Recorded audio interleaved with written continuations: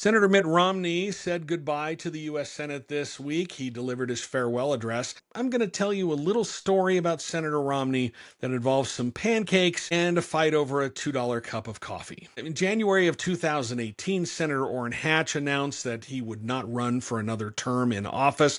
And up to that point, there was tons of speculation that Romney was going to jump into the race to succeed him. He finally made it official about a month later in February of 2018, announcing that he would run for that seat, which made him the odds-on favorite. As you can guess, everybody in the Utah media was clamoring to sit down and interview Romney. So in early March, his campaign set up a series of interviews with local media outlets. We would go one by one and sit down and talk with him. We'd each get about 15-20 minutes, and they were going to be held at the Little America coffee shop downtown. So on the day of the interview, we all showed up and waited our turn in the lobby area of the hotel. And when my turn came, one of his campaign staffers came and got me and escorted me towards the back of the restaurant. And we turned a corner, and Mitt was sitting with his wife, Ann, and he was absolutely housing a plate of pancakes, just putting these bad boys down. Mitt apologized for eating during our meeting time, but he'd been at this for a couple of hours already,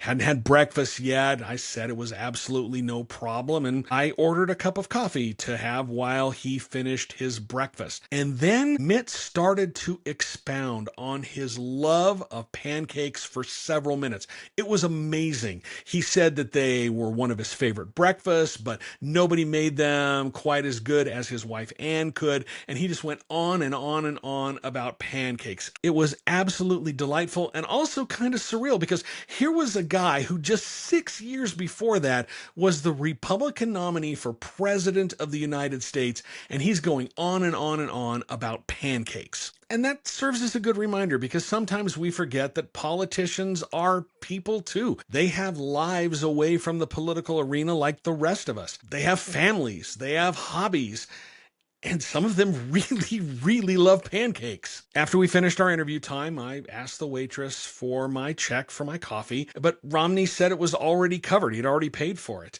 Now, this may sound like a brag, but my personal ethics as a journalist dictate that I do not take free stuff from anybody that I'm covering. I don't take free tickets to events. I don't let someone else buy me lunch. I buy my own coffee. The problem was Romney had already paid the bill, which included my cup of coffee. I didn't have any cash on me at the time. And you might be saying to yourself, well, it's just a $2 cup of coffee. Why didn't you let it go? I can't. I personally never want to feel like I owe anything to anybody that I'm covering. That's just the way that I view my relationship with someone that I'm reporting on. I don't want to owe anybody anything, even if it's just a $2 cup of coffee. So what happened was one of his campaign staffers and I had to go to the front of the restaurant and reverse Romney's bill, take my $2 cup of coffee off of it, recharge Romney's card, and then I paid my bill for the $2 cup of coffee. And yes, I gave a pretty generous tip, because I knew that I was causing a problem and some frustration over just a $2 cup of coffee. I've covered Mitt Romney on and off since he headed up the 2002 Winter Games in Salt Lake City, and I'm going to miss him. He's always been gracious with his time. I've enjoyed our interactions over the years, however brief they have been. He's always been pleasant. He's always been forthcoming. You may not agree with his politics, but the sense that I got is that he took his public service job seriously. He wanted to do things. He wanted to get things accomplished that he felt would help people, that he felt would make a difference. And he did that while he was in the Senate.